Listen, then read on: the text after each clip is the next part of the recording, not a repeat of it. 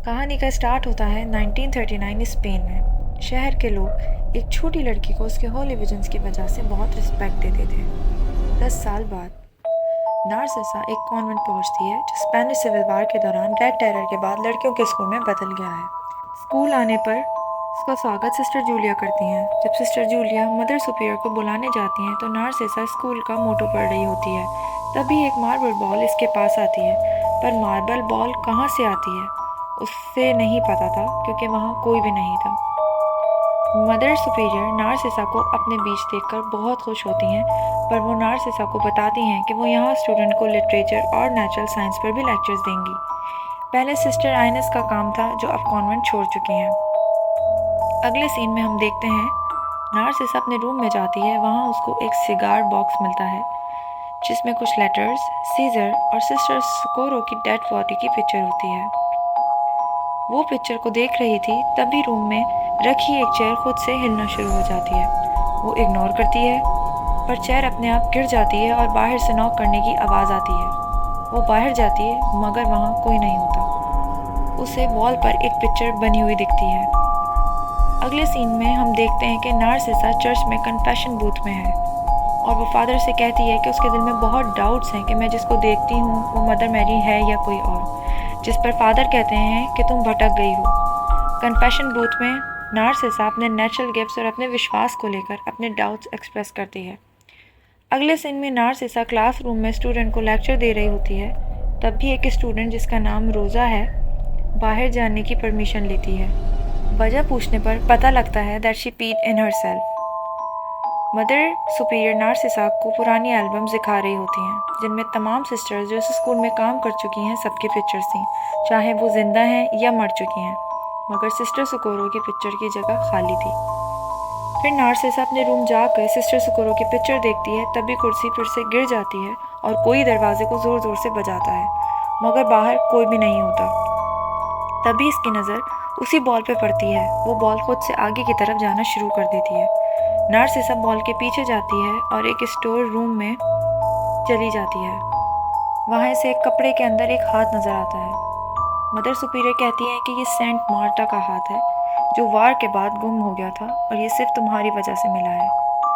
फिर हम देखते हैं कि नार्सिसा को कुछ आवाज़ सुनाई देती है। वो एक रूम में जाती है तो देखती है कि सिस्टर सिग्रेरियो स्वीट्स को रीअरेंज कर रही थी। फिर सिस्टर कुछ स्वीट्स नार्सिसा को खाने को देती है। नार्सिसा कहती है कि मैं उन स्वीट्स को अरेंज करने में आपकी हेल्प कर सकती हूँ। सिस्टर सिग्रेरियो इसे कहती है कि थैंक यू सिस्टर आइनस, हमें ये काम जल्दी करना होगा।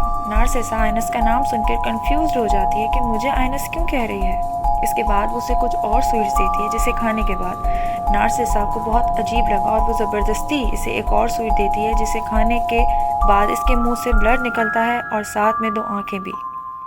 इसके बाद वो सिस्टर ज़ोर ज़ोर से हंसती है और उसकी आंखें गायब हो जाती हैं और एक आत्मा की तरह दिखाई देती है।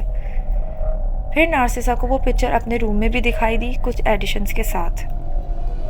फिर हम देखते हैं नार्सिसा चर्च में प्रे कर रही होती है। तभी उसके हाथ में ब्लड नज़र आता है और फ्लोर पर किसी की लाश भी, जो हवा में ऊपर होना शुरू कर देती है और उसकी तरफ देखकर मुस्कुराती है। स्टूडेंट रोज़ा अपने रूम में होती है। उसकी बहन कहती है कि उसे वॉशरूम जाना है, मेरे साथ चले। वॉशरूम के बाद टब में रोज़ा को वाटर टैप खुला मिलता है और फ्लोर पर सिस्टर सुकोरो की सीजर मिलती है। वो जब वापस जाने लगती है तभी टब में पानी भर जाता है और सिस्टर जब टब में देखती है उसे कुछ बाल नज़र आते हैं, जिन्हें वो हाथ में उठा लेती है। तभी एक चीख की आवाज़ आती है। नार्सिसा भागकर स्टूडेंट के रूम में जाती है और वहाँ जाकर देखती है कि एक बच्ची रो रही होती है कि मेरे बाल किसी ने काट दिए हैं। सिस्टर जूलिया रोज़ा को उनके रूम में लेकर आती हैं और रोज़ा को डांट देती हैं, मगर रोज़ा कहती है कि मैंने नहीं किया और उस लड़की का काम है जिसे मैंने बाथटब में देखा था। मगर कोई इस पर ट्रस्ट नहीं करता और इसे सज़ा के तौर पर लॉक कर दिया जाता है। नार्सिसा इस सोच के परेशान थी कि ये सीज़र तो उसके रूम में थी, इनके पास कैसे आई। नार्सिसा रोज़ा से मिलने जाती है। रोज़ा इसे बताती है कि कॉन्वेंट में एक आत्मा है और वो एक लड़की है, और अगर उस आत्मा ने ब्लैक बोर्ड पर किसी का नाम लिख दिया तो वो कर्स्ड हो जाता है। उस आत्मा ने ब्लैक बोर्ड पर सिस्टर आइनस का नाम भी लिखा था, जिसकी वजह से वो यहाँ से भाग गई थी। अगली सुबह नार्सिसा को अपने रूम में वो पिक्चर फिर से नजर आई, जो कि अब काफ़ी क्लियर हो चुकी थी, जो किसी की फांसी लगने की पिक्चर थी, मगर अभी भी इनकम्प्लीट थी। फिर नार्सिसा लड़कियों को सोलर एक्लिप्स के बारे में पढ़ा रही होती है तो सबको रोज़ा का नाम ब्लैक बोर्ड पर लिखा हुआ दिखता है। रोज़ा अपना नाम ब्लैक बोर्ड पर देखकर ज़्यादा डर जाती है और क्लासरूम से भाग जाती है। नारसिसा रोज़ा से आत्मा से बात करने में मदद मांगती है। साथ मिलकर दोनों हैंगमैन ड्राइंग को पूरा करती हैं। रोज़ा नारसिसा के पीछे एक आत्मा देखने के बाद गायब हो जाती है। कॉन्वेंट में अपनी स्टूडेंट को तलाश करते हुए नारसिसा का कन्फेशन बूथ में एक भयानक इनकाउंटर होता है। उसे लगा कि कन्फेशन बूथ में रोज़ा है, जबकि वो इसमें जाती है तो दरवाज़ा खुद से बंद हो जाता है। तभी दूसरी तरफ से फादर की आवाज़ आती है और फिर एक औरत की आवाज़ आती है। वो पूछती है, कौन है वहाँ? जब वो देखने की कोशिश करती है, उसे भयानक आंखें नज़र आती हैं और फिर इसे बहुत सारे हाथ नज़र आते हैं जो इसे ज़ोर से पकड़ लेते हैं और अपनी तरफ खींचते हैं। ये चीख मार के बाहर चली जाती है और वो फिर रोज़ा को जाली के पीछे लटकते हुए पाती है। जब सब रोज़ा का मौत का सोग मनाते हैं, सिस्टर जूलिया नारसिसा को दोष देती हैं। कॉन्वेंट छोड़ने का फैसला करते हुए नारसिसा सोलर एक्लिप्स के नीचे पकड़ी जाती है। अंधी होकर वो एक ट्रांस में जाती है और देखती है वो भयानक हालात जो यूथ के दौरान कॉन्वेंट पर बीते। नारसिसा को इलाज के लिए कॉन्वेंट वापस लाया जाता है अपने कमरे में, जहाँ सिस्टर जूलिया को बताया कि उसने क्या क्या देखा, मगर सिस्टर जूलिया कहती है कि तुम झूठ बोल रही हो, चुपचाप यहाँ इलाज करवाओ और यहाँ से हमेशा हमेशा के लिए चली जाओ। तभी नारसिसा सिस्टर सिग्रेरियो से सिस्टर सुकोरो की पिक्चर मंगवाती है। तब वो फिर से ट्रांस में चली जाती है और इसे पता चलता है कि युद्ध के दौरान सुकोरो का बलात्कार हुआ था और उसकी एक बेटी थी जिसे दूसरी नन्स ने छुपा के रखा था। जब बच्ची बीमार पड़ी, सुकोरो उसे हॉस्पिटल ले जाना चाहती थी, लेकिन दूसरी नन्स बच्ची छुपा के रखना चाहती थी और सुकोरो को उसके कमरे में बांध दिया और बच्ची को बाथरूम ले गई। इसी कॉन्फ्लिक्ट में बच्ची का सर टब से टकरा कर उसकी मौत हो गई। अपनी बेटी की मौत से सुकोरो ने अपने आप को फांसी लगा ली, उसी कमरे में जो बाद में नारसिसा को मिला था। नारसिसा सुकोरो की आत्मा को छोड़ देती है, जो सिस्टर जूलिया और मदर सुपीरियर से बदला लेती है।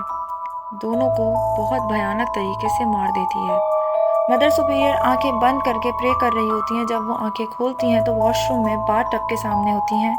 बाथ टब में बहुत सारा ब्लड होता है और इसमें आत्मा के 2 हाथ निकलते हैं और मदर सुपीरियर को पानी में ले जाते हैं और वो मर जाती हैं।